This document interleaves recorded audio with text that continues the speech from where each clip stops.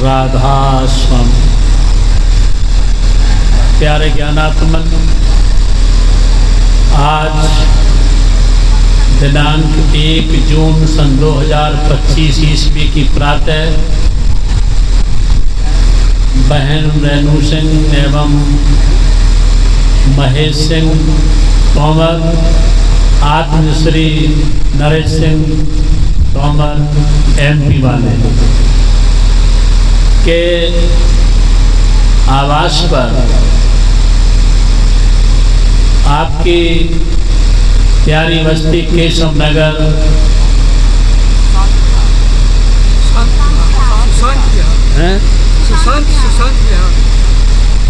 केशव नगर सुशांत विहार दिल्ली में आप और हम सत्संग के माध्यम से आमने सामने हैं। भारतवर्ष की राजधानी है दिल्ली। दुनिया के किसी भी क्षेत्र में किसी भी वैज्ञानिक द्वारा कोई भी आविष्कार होता है या किसी भी महापुरुष द्वारा कोई भी आंतरिक अनुभव होता है, वो प्रसार सामग्रियों के माध्यम से, चाहे वो समाचार पत्र हैं, टीवी है, रेडियो है या मोबाइल है, हम तुम तक पहुंच जाता है। अध्यात्म का कोई ऐसा प्रसंग बाकी नहीं है जो आप तक और हम तक ना पहुंच चुका हो। किंतु दुनिया के किसी भी क्षेत्र में कोई भी महापुरुष किसी भी समय में, किसी भी शरीर में और किसी भी भाषा में अपने उपदेशना जारी की है, वह उपदेशना जो उनकी होती है वो आत्मा को परमात्मा से जोड़ने की होती है और वह हम तुम तक पहुंच जाती है।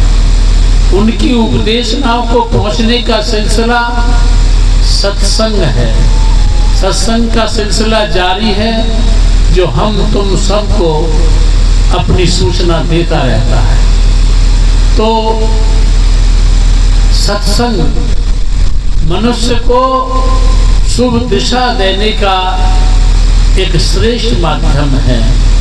शुभ दिशा जीवन की, जो तो सभी मनुष्य अपनी जिंदगी जी रहे हैं, चाहे वो शराब पीता है, मांस खाता है, जुआ खेलता है, व्यभिचार करता है, लूट बलात् करता है, चाहे दूसरों को धोखा देता है, छीना झपटी करता है, दूसरों को गुमराह करता है, अधार्मिकता अपनाता है, नास्तिकता अपनाता है, लेकिन वो भी अपने को समझता है कि शुभ दिशा है, मैं सही जी रहा हूँ। लेकिन संत महात्माओं ने शुभ दिशा जो कहा है उससे कहा है कि जिससे तुम्हारी सोच पॉजिटिव होती है, जिस सत्संग के माध्यम से तुम्हारी सोच सकारात्मक होती है, अगर तुम्हारी सोच अगर नकारात्मक बन जाती है, किसी को नकारने की बन जाती है, बस तो तुम अच्छाई में भी बुराई नकार देखने लगते हो, अच्छे आदमी में भी बुराई नजर आने लगती है तुमको नकारात्मक दृष्टिकोण से, नकारात्मक सोच से। लेकिन अगर तुम्हारी सकारात्मक सोच बन जाती है तो तुम प्रत्येक प्राणी मात्र में परमात्मा को देखना शुरू कर देते हो। चाहे कोई हिंदू है, मुसलमान है, ईसाई है, पारसी है, यहूदी है, जरतुस्ती है, कोई भी है, उस सब में तुमको परमात्मा दिखाई दे जाएगा। और यदि तुम्हारी सोच परमात्मा के प्रति बन जाती है, तुम पॉजिटिव बन जाते हो, तो तुम बहुत सी बातें जो नकारात्मक इस दुनिया में फैली हुई है, जो तुम्हें दूसरी दिशा को, अशुभ दिशा को ले जाते, उनसे तुम छूट जाते हो। जैसे हमारी भारतीय संस्कृति में सूर्य को देवता कहा गया, चंद्रमा को देवता कहा गया, पृथ्वी को देवता कहा गया है, जल को देवता कहा गया है और पावन को, हवा को, पवन को देवता कहा गया है। देवता का मतलब है जो दिव्यता से भरपूर होते हैं, जो मनुष्य को दिव्यता प्रदान करते हैं, जीवंतता देते हैं, उसे हम देवता कहते हैं। तो लेकिन अगर कोई आदमी अपनी कुछ 4 शब्द सीख करके नकारात्मक सोच ले जाता है और कहता है नहीं साहब ये सूर्य कोई देवता नहीं है, साहब कोई चंद्रमा देवता नहीं है, पवन कोई देवता नहीं है, अग्नि कोई देवता नहीं है, तो इन देवताओं की एक प्रभुता देखिए कि जो नकार रहा है, क्या वो सूरज उसके लिए अपना प्रकाश देना खत्म कर देता है? क्या जल अपना उसे उपयोग करना खत्म कर देता है? क्या वायु श्वास देना उसे बंद कर देता है? नहीं, वो अपनी सारी प्रक्रिया जारी रखते हैं, चाहे आप उसे नकारते रहो चाहे स्वीकार करते रहो। तो ऐसे ही सत्संग आपको पॉजिटिव सोच की तरफ ले जाता है, जो तुम्हें प्रत्येक में परमात्मा को दिखाई देता है। सबसे पहली बात, आप बिना मतभेद भुलाए, सारे मतभेदों को भुलाकर, सारी मान्यताओं को, धारणाओं को, परंपराओं को भुलाकर परमात्मा की सकारात्मक सोच में आ जाते हो, यही सत्संग की शुभ दिशा है।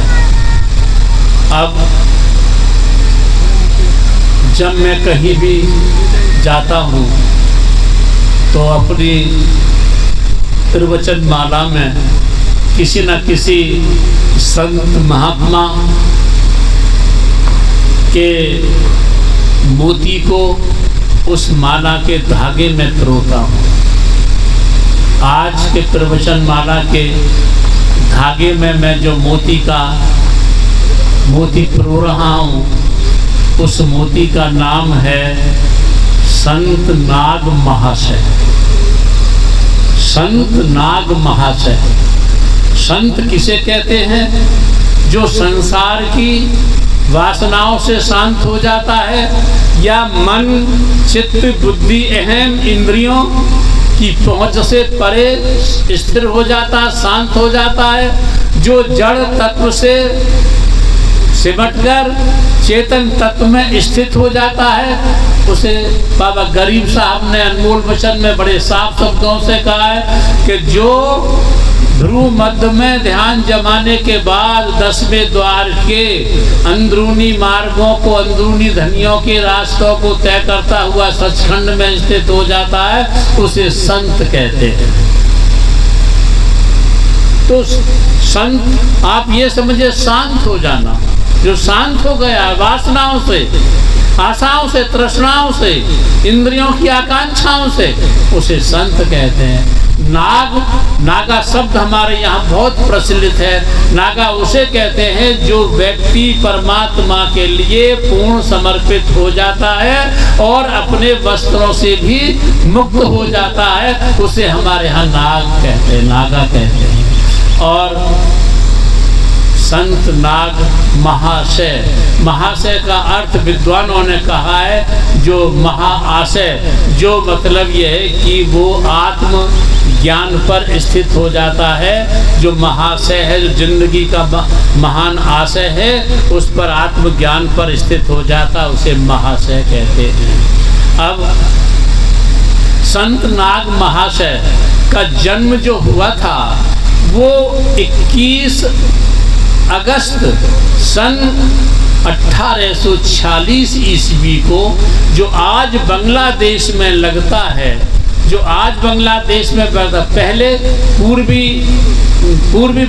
पूर्वी बंगाल में लगता था, जो आज बांग्लादेश में लगता है, नारायणगंज के देवभोग नाम के गांव में हुआ था।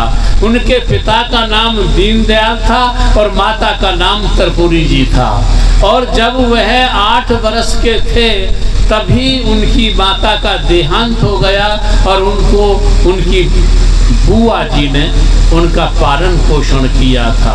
लेकिन होनहार बिरछा के होत चिकने पात, जो मनुष्य जन्म लेता है अपने भक्ति भरे संस्कारों को, अपने कर्म कांडों को, परमात्मा की भक्ति परमार्थ को लेकर पैदा होता है, तो इसी प्रकार का वह अच्छे माता पिता के यहाँ जन्म पाकर, अच्छा शरीर पाकर, अच्छी संस्कृति के माहौल में पलकर वो बचपन से ही निकल जाता है। तो देव नाग जो महाशय थे, नाग महाशय जी का बहुत ज़्यादा लगाव परमात्मा के प्रति था। छोटे से ही थे कि मरघट में जाकर जब मुर्दे जला करते थे उनको देखा करते थे, और जलते हुए मुर्दों को देख करके इस नश्वर संसार को समझ लेते थे ये तो कुछ मेरे कर्मों को चुकाने के लिए संसार में मनुष्य का शरीर प्राप्त हुआ है, अन्यथा इस नश्वर संसार से मुझे जाना है और मैं जहाँ से आया हूँ वह मुझे पहुँचना है। बचपन से ही वैराग उनको लग गया था, और जब वैराग लग गया था तो वह माता पिता ने पढ़ने के लिए भेजे थे, लेकिन पढ़ने में रुचि न होकर वो चिकित्सा की तरफ को ज़्यादा उनका ध्यान था, ताकि मैं दूसरे लोगों की सेवा ज़्यादा कर सकूं। उन्होंने होम्योपैथ की डॉक्टरी का अध्ययन किया, और अध्ययन करने के बाद उनके पिता जो दीनदयाल जी थे वो कलकत्ता में राजकुमार बाल चौधरी के यहाँ नौकरी करते थे। जो चौधरी के यहाँ नमक का व्यापार हुआ करता था, पानी के रास्ते से इधर उधर पानी सप्लाई करते थे नमक को, उसके यहाँ वो काम करते थे। पिता ने समझा कि ये संसार से वैराग्य की ओर जा रहा है, अपने पास बुला लूं। उन्हें अपने पास बुला लिया, और जैसा कि हमारी दुनिया में परंपराएं जारी हैं कि शादी की सोचता है, तो पिता ने शादी का बहुत दबाव डाला, और दबाव डालने के बाद में धर्मशिला नाम की महिला से कन्या से उनकी शादी हो गई। धर्मशिला जैसा नाम था ऐसा ही उसका गुण था कि वो भी अपने पति के अध्यात्म मार्ग में सहयोग देती थी। वो प्रत्येक नर में नारायण को देखते थे, प्रत्येक नर में नारायण को देखते थे। नर की सेवा करने में अपने जीवन का बहुमूल्य समय निकालते थे। बहुत उनकी मिसालें हैं कि जब वो चिकित्सा करने जाते थे तो उसमें वह एक किसी गरीब आदमी को क्या चले गए, उसके पास कंबल नहीं था, उन्होंने को अपना ही कंबल दे आए। किसी के यहाँ तख्त न था, अपने घर का ही तख्त दे आए। वे दवाइयों का मूल बहुत ऐसा कम लगाते थे। उनकी ऐसी वृत्ति थी कि वो सादगी से जीवन जीते थे। जीने देने के बाद जैसा कि हमारे भारतीय संस्कृति में और संत मत में ये कहा जाता है कि चाहे तुम कितने ही विद्वान हो, कितने ही किसी भी धर्म में तुम एक जागरूक व्यक्ति हो, लेकिन बिना गुरु के तुम्हारी भक्ति कामयाब नहीं होती है। तो भक्ति के लिए उनको बहुत से लोगों ने प्रेरित किया, लेकिन प्रेरित करने के बाद में जब ये बात आती थी कि सतगुरु ही भक्ति का प्रारंभ है, सतगुरु ही परमात्मा का द्वार है, सतगुरु ही इस लोक में रहते हुए परलोक में सवास करने का प्रवेश करने का सबसे श्रेष्ठ मार्ग है। बिना सतगुरु के भक्ति सफल नहीं होती है। जैसा कि यहाँ हमारे यहाँ जो भी हुआ है, नर से नारायण बनने के लिए, क्षुद्र से पूर्ण बनने के लिए, और जड़ से चेतन बनने के लिए, और आपको मतलब इंद्रियों के घाट से परे होने के लिए, जड़ से चेतन होने के लिए बिना गुरु की आपकी ये कामयाबी नहीं होगी। जब ये नाग महाशय ने सुना मुझे गुरु धारण करना चाहिए, तो उस समय पर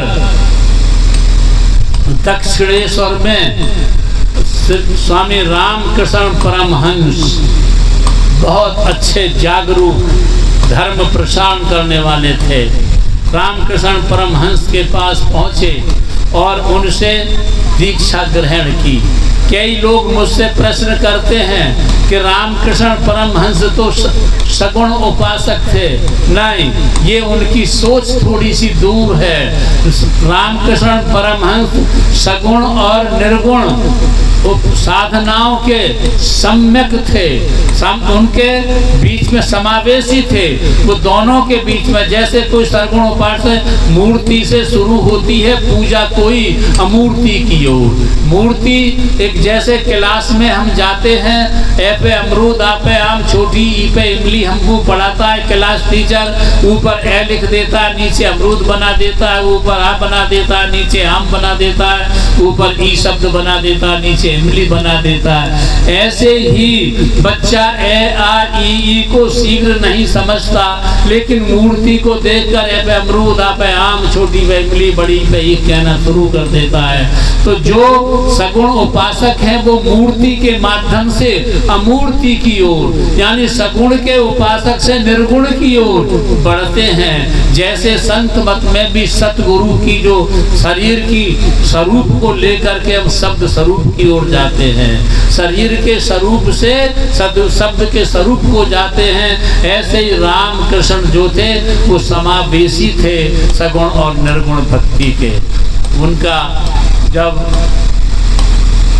संत नाग महाशय का भक्ति की तरफ को ज़्यादा रुझान बढ़ा तो वो कई घंटे शरीर से ऊपर उठकर अचेत अवस्था में पड़े रहते थे।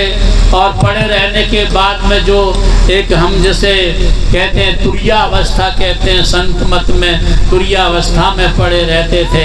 ये हर आदमी के बस की बात नहीं है। जो परमात्मा में पूरी तरीके से खो जाता है और इंद्रियों के, मन के, वासनाओं के, चित्त के, अहम के, परंपराओं के, नीतियों के, मान्यताओं के, धारणाओं के दायरे से ऊपर उठ जाता है, ये उन लोगों की स्थिति हुआ करती है। तो संत नाग महाशय का ज़्यादा चला, बहुत मिसालें उनकी दी गई हैं परमार्थ की मिसालें देने के बाद जब वो स्वामी रामकृष्ण परमहंस के अच्छे ग्रंथ रहे भक्त, तो स्वामी विवेकानंद जब शिकागो से वापस आए थे तो उन्होंने, स्वामी विवेकानंद ने भी अपने रामकृष्ण परमहंस के प्रिय शिष्य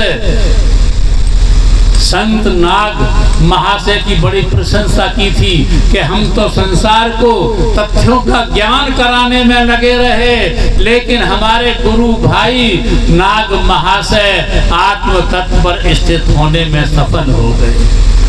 इतने बड़े स्वामी विवेकानंद ने उनके लिए कहा।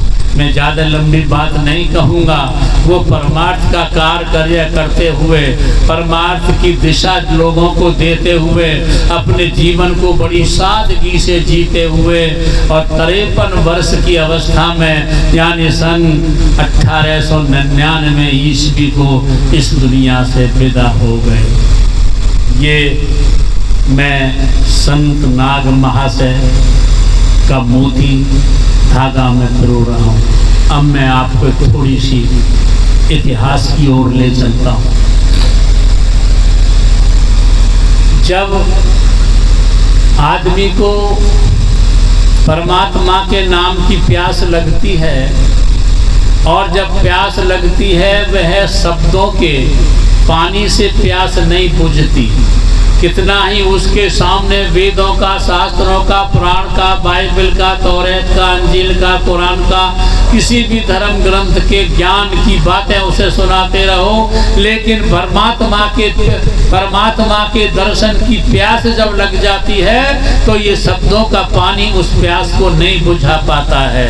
शब्दों का पानी प्यास को नहीं बुझा देता है, बल्कि उस प्यास पर आवरण डाल देता है, पर्दा डाल देता है। भीतर प्यास लगती रहती है और बाहर शब्दों के पानी की बौछार दुनिया को सुनाता रहता है, भीतर प्यासा तड़पता रहता है।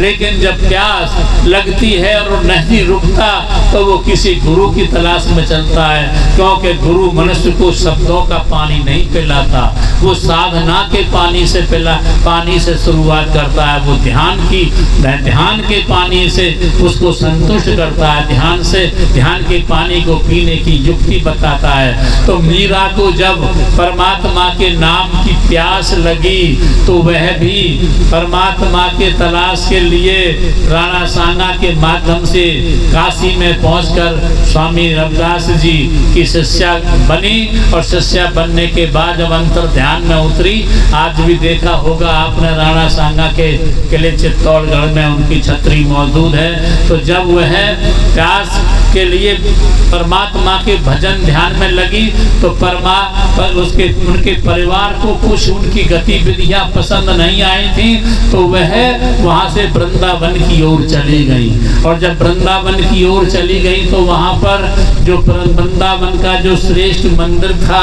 कृष्ण बिहारी का, वहां पर जब पहुंची वह, तो वहां का जो पुजारी था उसने एक कंडीशन लगा दी। जब उसे पता पड़ा कि मीरा नाम की भक्त आई है वृंदावन और मंदिर का दर्शन करने, तो वह वृंदावन के जो पुजारी था उस मंदिर का, उसने कहा मैं औरत की शक्ल नहीं देखता, मेरे यहाँ नहीं आनी चाहिए। लेकिन मीरा जो चलती रही अपनी मंडली के साथ, सहेलियों के साथ, और जब उस पुजारी ने मीरा को देखा तो उनके हाथ से जो वो आरती की थाली उतार रहे थे, वो आरती उतारने की थाली उनके हाथ से गिर पड़ी और उन्होंने मीरा को एक डांट लगाई, तुझे पता नहीं है जबकि मैंने लिखवा रखा है कि महिला का प्रवेश मंदिर में नहीं होना चाहिए, तो फिर तू चली आई और तुझे पता है कि मेरी कितने ही सालों की भक्ति भंग हो गई है, मेरी आरती की थाली भी गिर गई है और तू यहाँ चली आई है। बहुत ज्यादा ध्यान देना थोड़ा सा है, ये पुजारी है, ये ब्रह्मचारी है, जो औरत को देख करके इसकी थाली गिर जाती है आरती की, क्या ये भक्ति करेगा? इसके भीतर तो आग दहक रही है जो इसको जो नीचे गिरा दी है। तो मीरा ने बड़ा प्यारा वाक्य कहा था, उस वाक्य को तुम भी समझना। जब उस ब्रह्मचारी पुजारी ने ये कहा कि नारी को मैं दीदार नहीं करता, नारी आने से मेरी थाली गिर गई आरती की, तो मीरा ने कहा था मैंने तो शास्त्रों में पढ़ा है, मैंने तो संत महात्माओं के मुखार बिंदों से सुना है कि इस दुनिया में पुरुष एक परमात्मा है, एक पुरुष अगर है तो वो परमात्मा है, बाकी आत्माएं जो हैं वो सब उसकी सखी हैं, उसकी गोपिका हैं, उसकी स्त्रियां हैं। स्त्री तो सारी आत्माएं हैं और अगर पुरुष है तो केवल एक परमात्मा है। तू दूसरा पुरुष, दूसरा कृष्ण कहाँ से आ गया? तू दूसरा पुरुष परमात्मा कहाँ से आ गया जो कृष्ण को ही पूजा कर रहा है? कृष्ण भी तेरी इस भाव भंगिमा पर हंस रहे होंगे कि जिस कृष्ण की 16,000 सखियां थी, गोपिकाएं थी, उनसे कृष्ण का कृष्णत्व नष्ट नहीं हुआ, लेकिन तुझ पुजारी का थाल गिर जाता है। तू दूसरा कृष्ण कहाँ से आ गया है? हम सब आत्माएं हैं, परमात्मा की गोपिका हैं, सखियां हैं, तू दूसरा कृष्ण कहाँ से आ गया?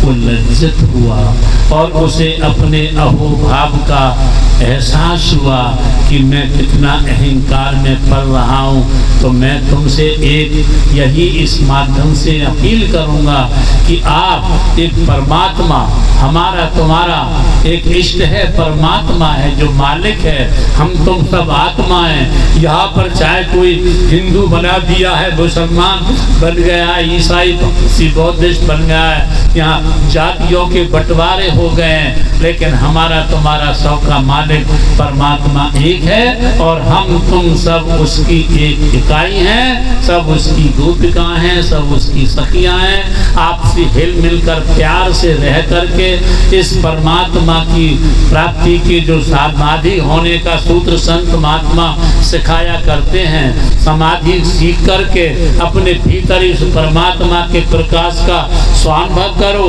अपने भीतर ही परमात्मा जो अनहद शब्द के रूप में, जैसे ग्रेट नेम, हॉली नेम, सीक्रेट नेम, हुक्म कुल कुदरत, कलाम इलाही, पाक नाम, इसमें आजम सार शब्द गॉड यहोवा कहते हैं, उसको अपने भीतर रहकर ही उसका स्वानुभव करो। उसके प्रकाश को, जो शब्द का प्रकाश कहा जाता है, शब्द ज्योति का अनुभव अपने भीतर करो और अपने इस मनुष्य शरीर को सार्थक बनाओ और सारे संसार में विश्व बंधन का जो हम सब बहन भाई एक हैं, इसका संदेश बोलाकर अपने जीवन में किसी बुराई को मत आने देना। जो आज फैशन बन गया है लोगों का, शराब पीना, मांस खाना, जुआ खेलना, व्यभिचार करना, ये धर्म का भी नाश करते हैं, ये देश का भी नाश करते हैं, ये समाज का भी नाश करते हैं, ये परिवार का भी नाश करते हैं, ये व्यक्ति का भी नाश करते हैं। ऐसे लोगों से अपनी संगति बचाते हुए अच्छे लोगों की संगति करो, सत्संगी और गुरुमुखों की संगति करके अपने लोक और परलोक का निर्माण करो। बस आपने मेरी बात को बड़ी शांत और प्यार से सुना है, इसके लिए मैं आपका बहुत बहुत आभारी हूँ। और अंत में आपके अंदर बैठे उसी कुल मालिक को राधा